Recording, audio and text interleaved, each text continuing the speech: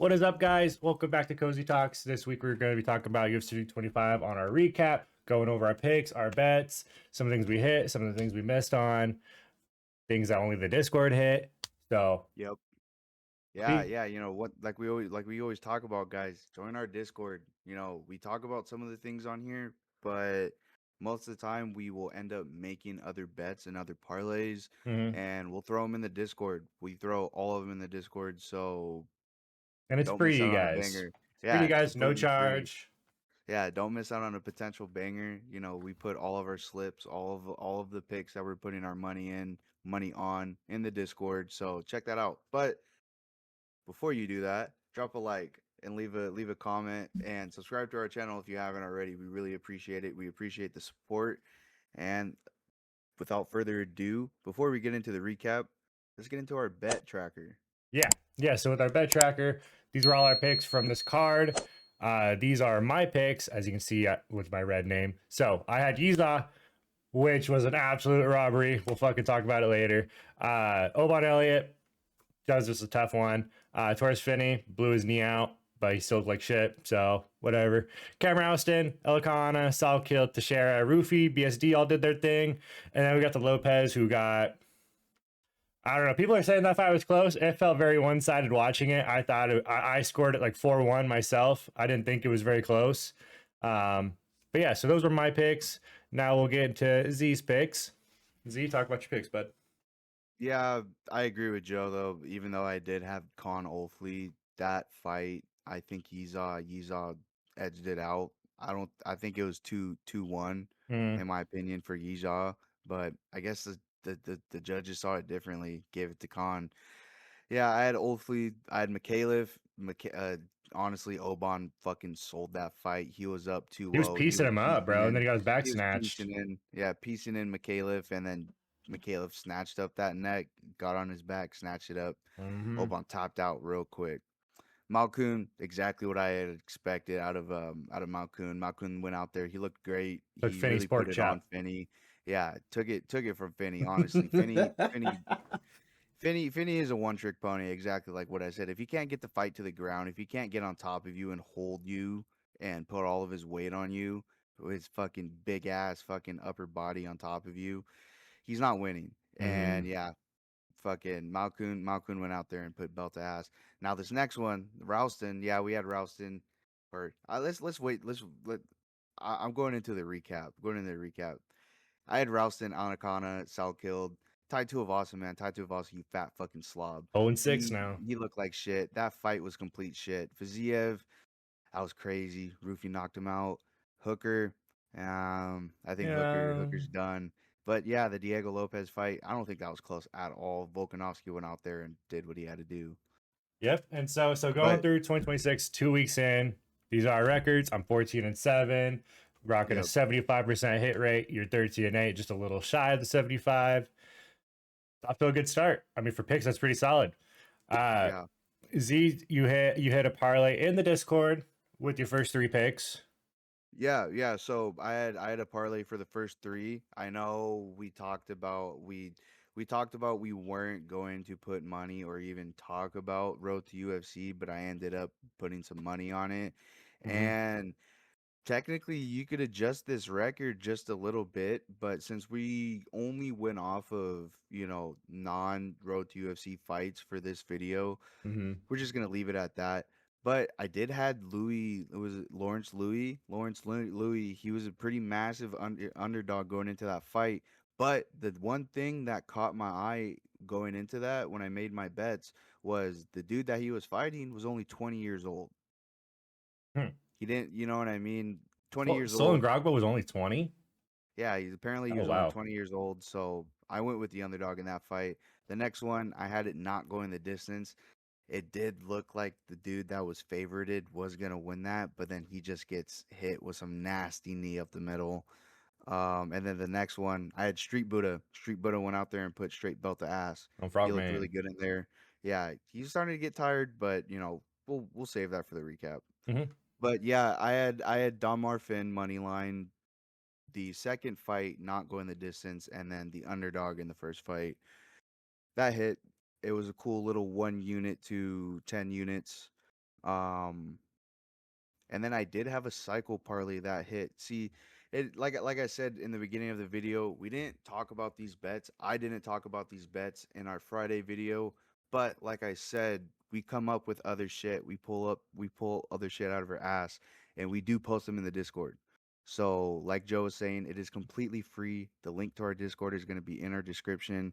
Do not miss out on a banger. And I mean, let's just grow our community, guys. I mean, Yeah. I'm sure we're all into the same stuff. You know, if you're watching this video, appreciate you. But I think it's time to get into the actual recap.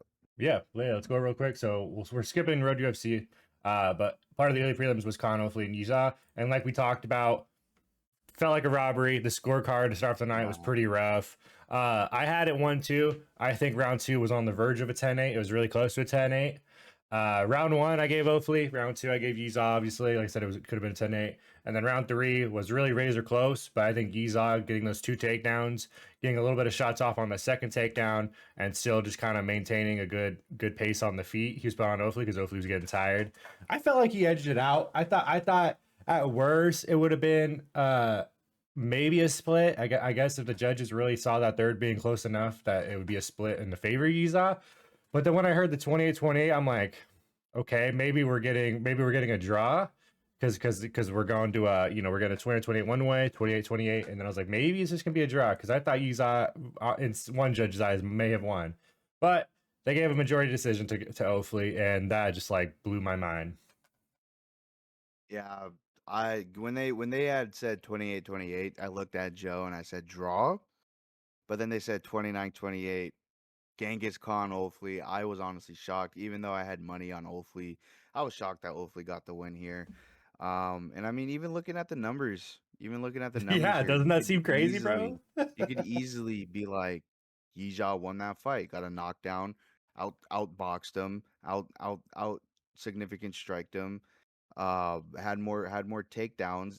Genghis or Khan hopefully didn't even land one, but he did have 3 minutes of control time. But compared to everything else that Yi-ZhaH landed, Mm-hmm. yeah, it's crazy. It's crazy to see that hopefully won. Yeah. Next fight, the John McAuliffe and Oban fight. Round one, I mean, it was kind of a clinic Oban did on McAuliffe. He cut him up, got him hurt. Second round, kind of same thing. A round and a half of just Oban Elliott striking clinic, and then gets hit in the back of the head on a striker that's in front of him. Kind of wraps his head, drops him. Kind of loses his wits, and then gets his back snatched, ends up on the ground, and next thing you know, he's choked out and taking a nap. Yep. Yeah, I mean, Yeah. tough. Yeah. That was tough. But I had Jonathan McAuliffe. I He mean, got it. he looked He good. got it done. He did look good. He was able to bring it back. He was able to most definitely find that submission, take advantage of where he had Oban in that situation. But Oban was most definitely putting in a little bit of work Mhm. in the early round and then going into the second round. Um I guess maybe this is kind of like a tough lesson for Oban. You can't really be one dimensional. You know, I mean that was his issue in his last fight was Kyung Kyo took him down and Mhm. was held him down. But to be fair, he was controlling this fight all the way up to this point. But I mean, that's the thing though, is like Yeah. you're controlling the fight all the way up to that point where you get your back snatched and then you're kind of like a sitting duck. Yeah. Yeah, and, To be and fair, and that's what we worried about with McAuliffe was his grappling was going to be that much better. yeah, exactly. But to be fair, did McAuliffe have Oban a little rocked? Did he have him on weak knees? Yes. Hmm. Yes. And So it happens. it does happen. But yeah, I would say though that Oban kind of sold that though, Mm. honestly. Just a little bit. Oh yeah, I didn't realize this fight was 30-26s. I thought this. Well, I mean that makes sense because this did really feel like a It did one-sided make a fight. lot of sense. It did make a lot of sense. I think honestly, I think Jacob Look at Malkoun the gave fucking up total to acid strikes, Torres bro. Finney. Holy Yeah, shit. the Jacob Malkoun, man, when I was watching the embedded videos and seeing him train, he's a very well-rounded fighter. I wouldn't Yeah. put him like at the elite, at the elite level, like he just beat Torres Finney. That's all I really have to say. I'm not gonna hype this up as something crazy, but It was he one did sided. exactly, yeah, it was really one-sided. He did exactly what he needed to do. A finish would have been really nice, but against a guy like Torres Finney, who's like a fucking silverback gorilla, that's kind of hard to do. But he put belt to ass. I had Yeah. Jacob Malkoon winning this, and yeah, he got it done. Yeah, it was a good win for Malkoon. Uh, yeah, not much to talk about there. We'll move on. Hold on. What do you think is next for Finney? Who do I think's next? What do you think is next for Finney? Because I mean, I feel like they put him up against another like up and coming prospect. He's gonna get a guy off a contender Maybe, series, bro, or some guy out of yeah. I don't know. It can't be another wrestler. I think they gotta try and see Finney do something. I mean, he fought Valentine, who we knew kind of as a wrestler, like a tall, lengthy wrestler, who got just cage fucked by Finney. He beat Rouston. He's not gonna get a rematch with Rouston. Rouston's looking too good. Rouston's getting the top 15 shot. Um, I don't know, man. He's pretty far down on the I totem was pole. I was just curious what you think. Yeah, I don't know. He's pretty far down the totem pole, bro. He's probably gonna get another up and comer. Yeah, one more and done, in my opinion. Yeah. Next fight, we get Cam Rouston and Cody Brundage. And we got the Cody Brundage first round masterclass where he just looks like a tough out for the first round. And then second round, he was just he was in drowning water. He looked very sluggish in that second. Kind of got the pace put on him and he curled up on the ball, pulled the Anthony Smith masterclass where you just fucking sit there and you just get wailed on. Yeah, And Rouston got him out of there. It was pretty good. Cam Rouston looked really good. His kicks looked good. He stayed long at range. Didn't stay in the pocket too long with Brundage because that's where Brundage was starting to find some success. Was whenever Rouston would crash in, Brundage would kind of just he would hit him with some shots that looked a little too good. Had me worried a bit. But then Rouston kind of found his composure and did what he had to do. Got his way out of there. yeah, it did look pretty scary in the first round. Coming from Cody Brundage. Mm-hmm. Cody Brundage was kind of putting it on Cam Rowson, but ultimately Cam Rowson got it done. He did what he needed to do. But I feel like this fight says a lot more about Cody Brundage than it does for Cam Rowston. I feel like Cody Brundage could be good if he could. I don't know, man. If he could just find, maybe it's his gas tank, He's like, 11, 8, cause and like, 1. Pretty yeah, tough. like he's just, I don't know. Like after this fight, what I had said to Joe is like Cody Brundage is like just that type of dude he's just a weird fighter. He's a Mhm. weird fighter with a really weird record, and Yeah. not in a good way, not in a good way at all. So honestly, yeah, I'm just gonna be blunt. Cody Brundage, you fucking suck. Cam Rowston, I hope, I don't know. Yeah, Cam Rowston got it done by knockout. Yeah, he looks good. Like I said, I think he's probably right there for a top 15 conversation. I mean, Yeah. Cody Brundage being your pass to the top 15, that can be a conversation to be had for another day. But I think he looks good. 2 fights in, 2 finishes. He beat oh God, what's his name? I keep wanting to say Arlovsky, but it's not Arlovsky. It's Arlovsky's lookalike.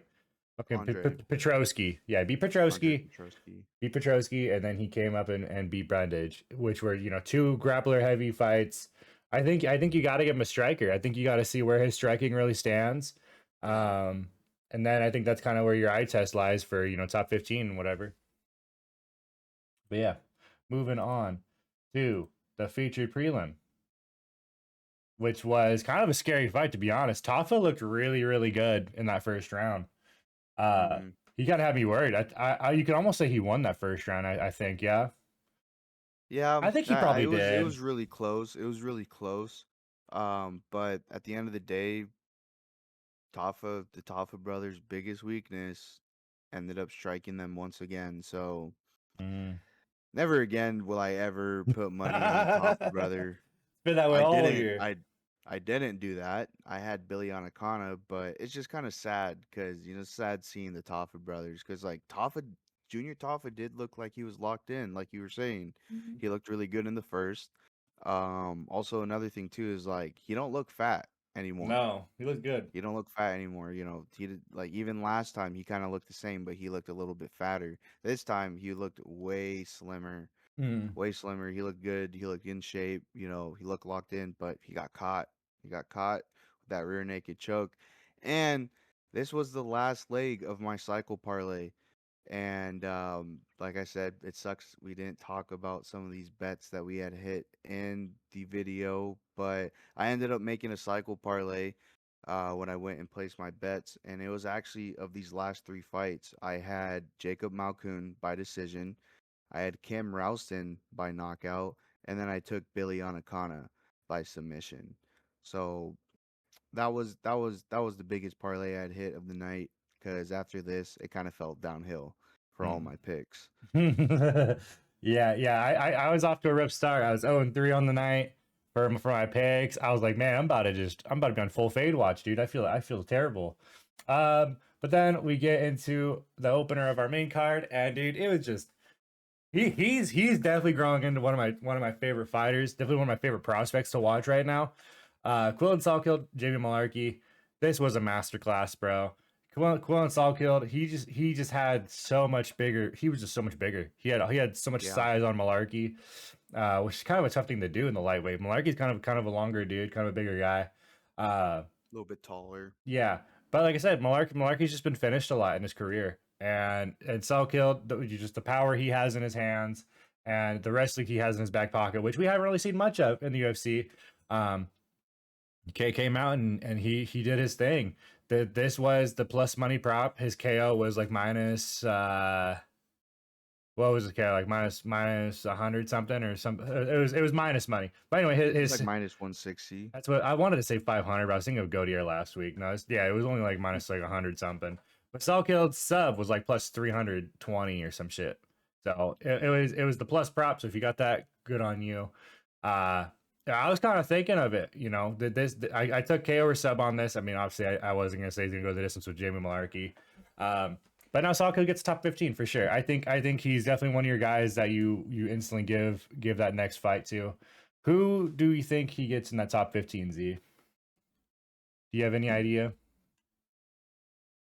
I'll pull it up on my phone real quick, and then we can kind of think about it. Let's see. Top 15. So top 15 is like Fares Ziam, which would be interesting. He's number 15. Rufi's number 14. Manuel Torres 13. Okay. Michael Chandler 12. Benny Dariush.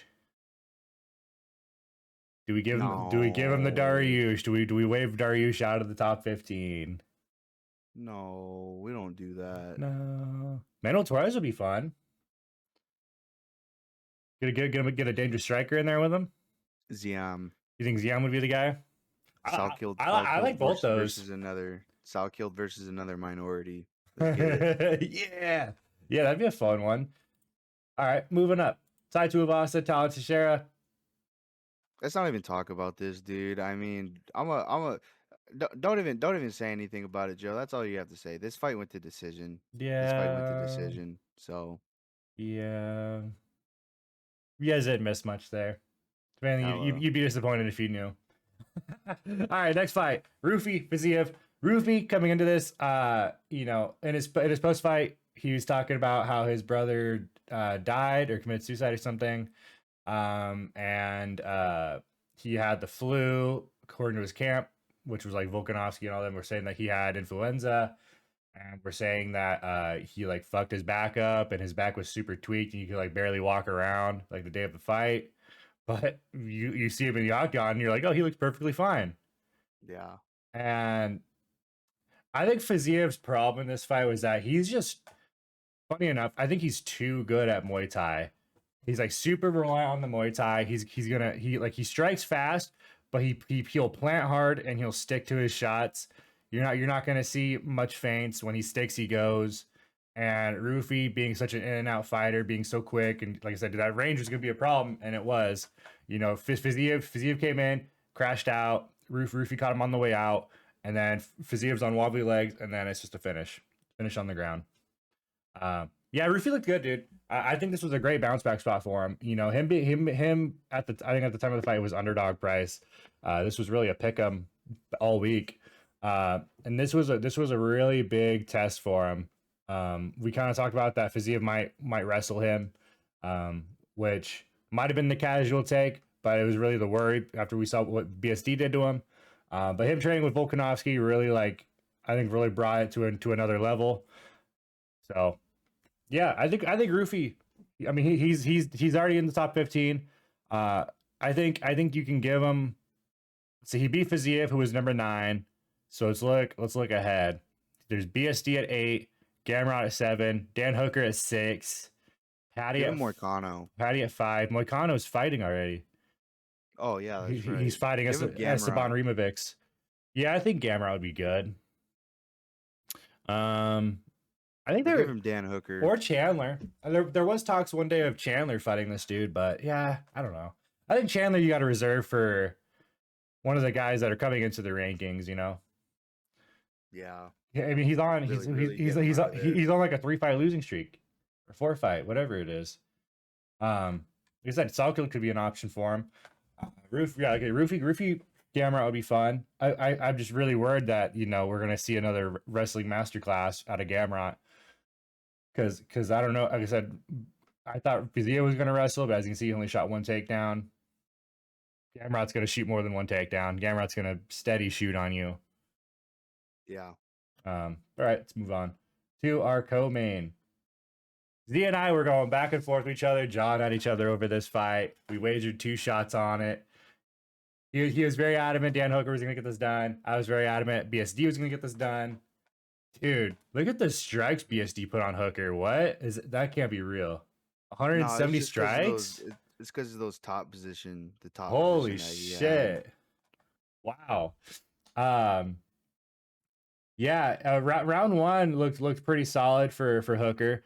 Round 2 was really where BSD kind of implemented the grappling a bit more and really made Hooker drown.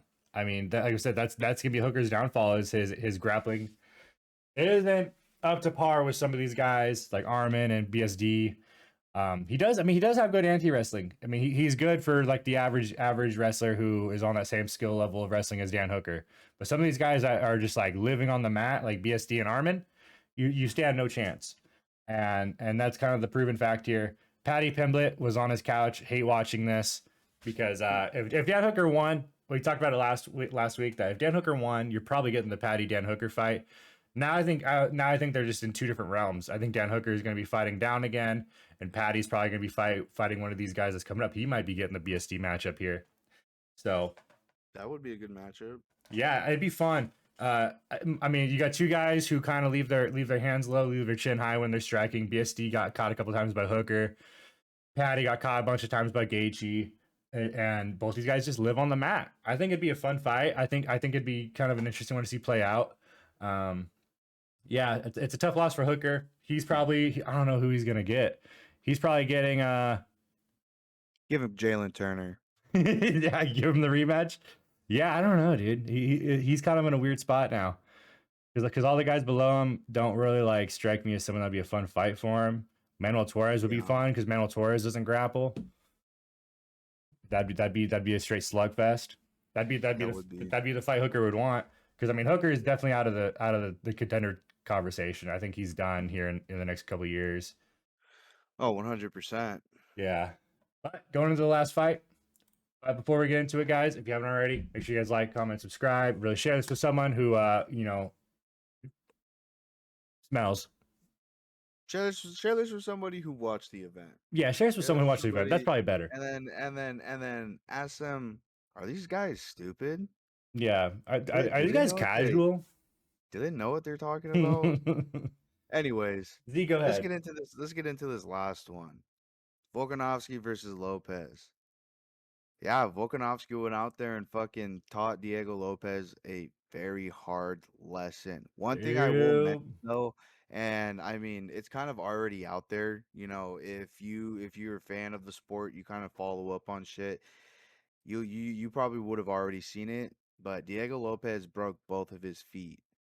And I think I don't think Volkanovski did that like knowingly, but Volkanovski was checking his fucking kicks like crazy. And the Mm-hmm. way they sounded too. I mean, me and Joe were watching. We were watching with kind of a group of people, and even their reactions off the kicks. Because I mean, They sounded loud, we but like, they're loud. You know, hearing kicks, hearing people get kicked, they're very loud. But I mean, like if you're a dude who watches the sport a lot, like it's not that shocking to hear those type of fucking impacts. But mm-hmm. these impacts though, these ones, they sounded pretty fucking nasty, like something snapped.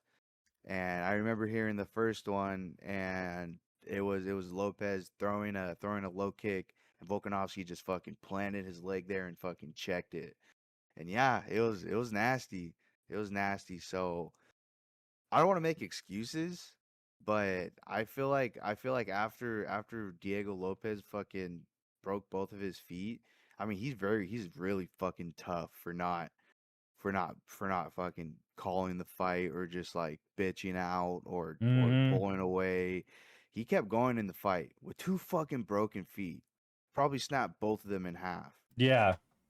Yeah, that's honestly it's very tough, but it's also really tough that Lopez fucking continued on with that fight and brought it all the way to decision. But Volkanovski won, and he made it very clear. Um, honestly, it didn't look like I think like in the later rounds, Lopez was. I don't think he was looking for a way out. I don't want to make that seem like that's what I'm trying to say. But Lopez most definitely was feeling the fucking pain, man. So that kind of sucks. It kind of sucks that that's what we get. Mm-hmm. But I mean, those things happen. Those things happen. You know, you're watching football, quarterback fucking breaks his hand. In this case, Lopez broke both of his feet. But Yeah. but he continued on for 25 minutes straight. Mm. So props to Diego Lopez. Tough. Tough, but I still think like if we were to live in a perfect world, like in a world where like Pantoja didn't break his arm fighting against Joshua Van, Pantoja would still be champ, and I feel like Diego Lopez would possibly be and new. Mm. Honestly, Hmm. I feel like I don't know. I don't know. I honestly feel like because that's kind of like it's kind of like a what if now. It's kind of like a what if, like well yeah, what if Lopez didn't break both of his feet? Mm. You know what I mean? Yeah. Yeah, I don't Volkanovski's know. his jabs were really good. He was catching Diego Lopez off rhythm a lot. Um, and he just managed to stay along with his kicks. It's kind of the signature Volkanovski. He uses his kicks to kind of keep the range and then circle off the angle. Um, we're talking about a Volkanovski who fought Prime Holloway and beat him what 3 4 times in a row and never lost to him. And Diego Lopez kind of just got that same treatment. Volkanovski's like, bro, I fought boxers that would take your head off. Um, and now we're kind of in a spot where Volkanovski in his post fight was saying that he only wants to fight the front of the rankings. He doesn't want people cutting the line anymore. And so now everyone's eyeballing the Lerone Murphy and Movzar fight. That's the number one contender fight. Movzar is already number one in the rankings, and he's fighting Lerone. Winner of that is getting Volkanovski. That's basically 99.9% confirmed because that's what Volk wants. That's Volk's wish. He's the champ. He's the GOAT of the featherweight division. Diego Lopez now, you're 0-2, but both your losses are to the champ. First one was the interim, but second time was the actual champ. I think now you kind of start eyeballing that Yair Diego Lopez match because that was kind of the beef in the first interim fight. Because Yair is off of a win over Pitbull, and he hasn't fought since. And that's kind of, I mean, but like I said, Diego Lopez did fuck up both his feet, so he's gonna be out for a minute. Like Yair might get booked beforehand. I don't know how long people want to wait. I mean, because that kind of fucks a couple things up. I mean, because Aljo's kind of waiting too. Aljo's kind of an older Yeah. fighter too. Yusuf Zalal is on a win streak. Just beat Josh Emmett. I mean, just the front of the division. Who knows? I mean, it really depends on how long Diego Lopez is going to be out for some of these matches to make. But Volkanovski kind of already knows who he's got. He's either got the strong boxer in Lerone Murphy, or he's got the super strong wrestler in Movzar. Two very, very different game plans that he's got to prepare for. So we'll see what happens. They already announced that fight today. That's going to be on the London card mid-March. But yeah, that is it for 325. That's it for the recap, guys. Just went over that. Yeah, So hope you guys enjoyed that. Hope you guys watched the event. And we'll catch you in the next one, which is going to be a breakdown and predictions video before we go into a week break. oh, there's a week break after it? Steve. Yeah, it's a week break after it. Hmm. After it, but I believe it's Steve Garcia versus Vinicius Oliveira. Mario Bautista and Vinicius Oliveira. Oops. Casual. Fucking casual. Yeah. Mario Bautista versus Vinicius Oliveira. Yeah, so keep an eye out for Tuesday, 6 p.m. Pacific time, 9 p.m. Eastern time. We'll catch you guys in the next one. Peace. Stay cozy. Stay cozy.